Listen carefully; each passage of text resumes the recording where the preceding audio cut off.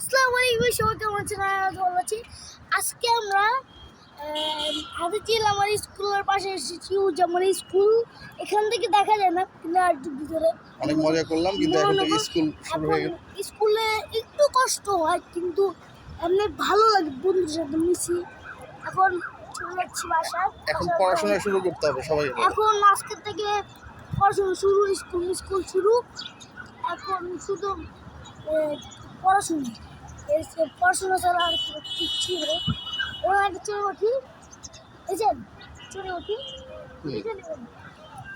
সবাইকে বলো যে বাবুদেরকে বলো যে এখন থেকে ঈদের বন্ধ শেষে এখন ঈদের বন্ধ শেষ, বন্ধ এখন শেষ, স্কুল শুরু হয়েছে। এখন সবাই মিলে পড়াশোনা করতে হবে। সবাই মিলে পড়াশোনা করবেন।